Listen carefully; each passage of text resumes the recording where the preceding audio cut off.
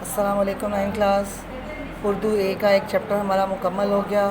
Urdu be میں ہم نے کل نہیں آپ کو نہیں، میں نے دوسری اس کو 10 کلاس کو تفہیم کرائی تھی، تو آج آپ کی ٹرن ہے۔ اردو بی کی خطوط ہیں آپ کے۔ خط نمبر 1 ہے والد کے نام، اسکول میں امتحانی نتیجہ کی ردات بیان کرنی ہے۔ یہ میں ویسے آپ کو کروا چکی تھی، لیکن ایک دفعہ پھر ہم دہرائی کر رہے ہیں۔ یہاں آپ کو پتہ ہے کہ شروع میں آپ نے یہ ایڈریس نہیں لکھنا ہوتا، یہ جب ہم کسی کو خط لکھتے ہیں تو تب لکھتے ہیں۔ یہاں آپ نے لکھنا ہے کمرہ امتحان، یہاں آپ نے اس کے بعد شہر کی جگہ لکھنا ہے الف ب ج، کمرہ امتحان الف ب ج اور پھر ڈیٹ، پھر آپ نے لکھنی ہے ڈیٹ۔ تو یہ جو ہے پہلا آپ کا خط شروع میں کرنے لگی ہوں۔ یہاں پہ آپ نے لکھنا ہے والد کے نام، تو ہم لکھیں گے محترم ابا جان۔ آپ کی مرضی ہے، آپ ابو جان لکھ لیں، ابا جان لکھ لیں۔ اس کے بعد آپ نے ایک یہ استفہامیہ نشان جس کو ہم کہتے ہیں، اس کے یہ نشان آپ ڈالیں گے، پھر آپ کریں گے السلام علیکم، کیونکہ ہم نے سلام پہلے کرنا ہوتا ہے۔ اس کے بعد آپ نے لکھنا ہے مبارک ہو۔ آپ اپنے نتیجے کی مبارک اپنے والد کو دے رہے ہیں، کیونکہ محنت آپ نے کی ہے، لیکن کوششیں اس میں ماں باپ کی ہوتی ہیں۔ یہ خط میں آپ کو یہاں سے پڑھا رہی ہوں، لیکن آپ نے کوشش کرنی کہ خود لکھیں، اپنے الفاظ میں لکھیں گے تو زیادہ آسانی ہوگی۔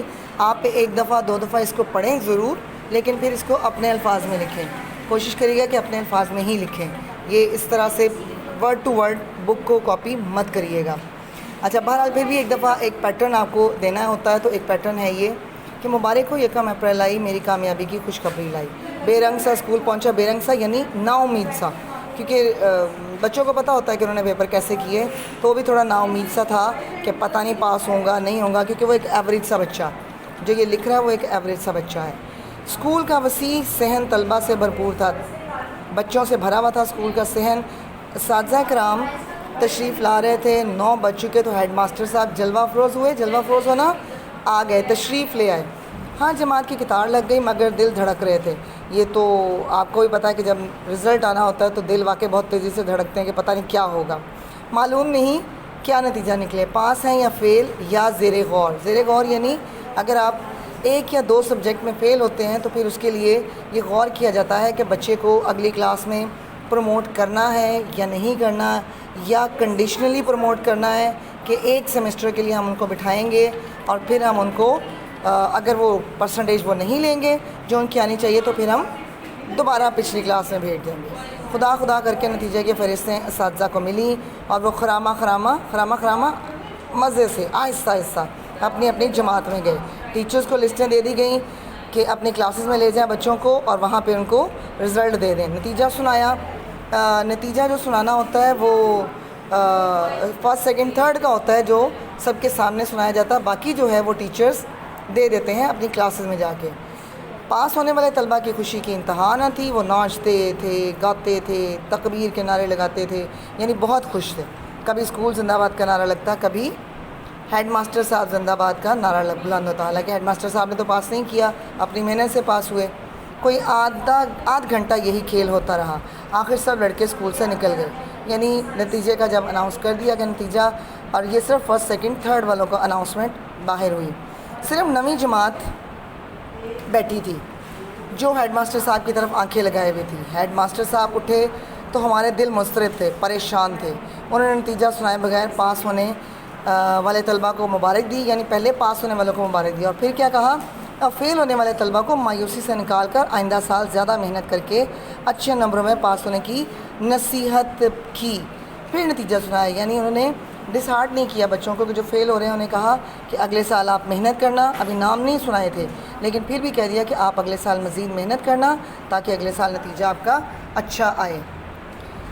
پھر ہمارے سیکشن کے 5 لڑکے فیل ہوئے اور باقی ہم سب پاس۔ ہماری خوشی کا ٹھکانہ نہ تھا، اچھلنے کودنے ناچنے کو جی چاہتا تھا، مگر پاس ادب سے خاموش اپنے اپنے گھروں کو چل دیے۔ پاس ادب کہ سامنے ٹیچرز بیٹھے ہیں، ہیڈ ماسٹر بیٹھے ہیں، تو ان کا لحاظ تھا، ادب تھا۔ فیل ہونے والے طلبہ گردنیں جھکائے، منہ لٹکائے اسکول سے نکل گئے۔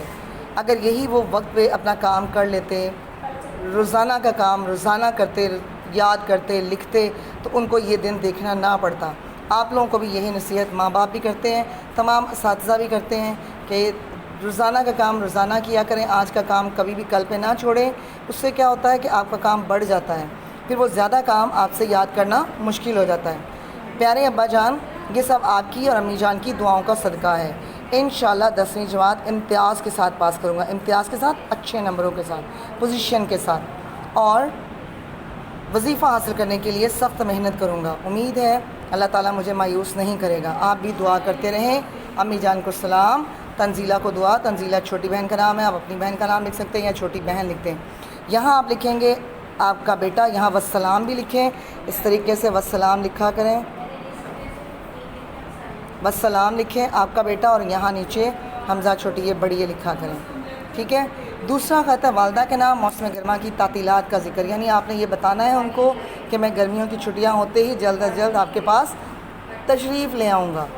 شروع ویسے ہی کرنا ہے آپ نے، کمرہ جماعت یا بلکہ کمرہ امتحان ہی لکھا کریں۔ پھر آپ نے شہر کی جگہ الف ب جیم لکھنا ہے۔ پھر تاریخ آپ نے اسی طریقے سے لکھنی ہے، لیکن تاریخ کے لیے کیا ضروری ہے؟ وہی تاریخ لکھنی ہے جس دن آپ کام کر رہے ہیں، جس دن آپ ٹیسٹ کر رہے ہیں، یا جس دن آپ پیپر کر رہے ہیں۔ یہ والی تاریخ نہیں لکھنی، صرف یہ طریقہ ہوتا ہے کہ آپ نے یہ طریقہ لکھنا ہے۔ امی کو خط لکھ رہے ہیں تو محترمہ امی جان السلام علیکم، السلام علیکم کے بعد ختمہ ہے، امی جان کے بعد استفہامیہ نشان ہے۔ یہ ان چیزوں کا خیال رکھا کرے، یہ رموز اوقاف ہوتے ہیں جن کا اردو میں بہت زیادہ خیال رکھنا پڑتا ہے۔ میں نے 13 اپریل دیکھے، 13 اور اس کے درمیان میں بھی ایک نشان ہے جس کو ختمہ کا نشان کہتے ہیں، یہ گیپ دینے کے لیے۔ آپ کی خدمت میں خط لکھا تھا، آج تک انتظار کر رہا ہوں کہ آپ کا گرامی نامہ آئے، گرامی نامہ ہے، آپ کا خط آئے، جواب آئے تو جواباً کچھ عرض کروں، مگر منتظر ہی رہا۔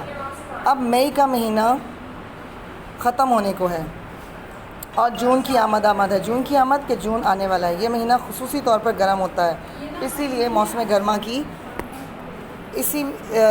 گرما کی تعطیلات اس مہینے میں ہوا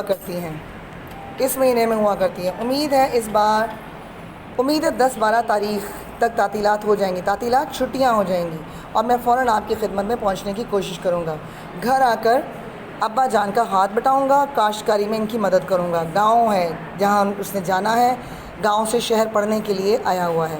مجھے ہر وقت آپ کی صحت کا خیال رہتا ہے، خدا کرے آپ کا سایہ ہمیشہ ہمارے سر پر قائم رہے اور ہم آپ کی دعاؤں کی برکت سے اس قابل ہو جائیں کہ ملک اور قوم کی خدمت کر سکیں۔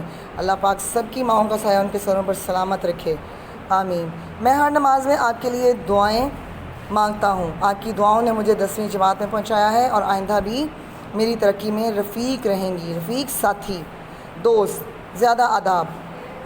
اور یہاں پھر آپ لکھیں گے والسلام آپ کا بیٹا، اور یہاں پر حمزہ چھوٹی ہے بڑی ہے۔ یہ 2 خط ہیں، میں نے آپ کو پہلے جیسے کہا کہ لکھیں، پڑھیں ضرور اس کو 2 دفعہ، لیکن کوشش کریں کہ اس کو اپنے الفاظ میں لکھیں، ٹھیک ہے۔ اچھے سے یاد کرنا ہے کیونکہ آپ کا ٹیسٹ ہونا ہے ان سب، جو اردو A کا پڑھا، جو اردو B کا آپ نے پڑھا ہے۔ السلام علیکم۔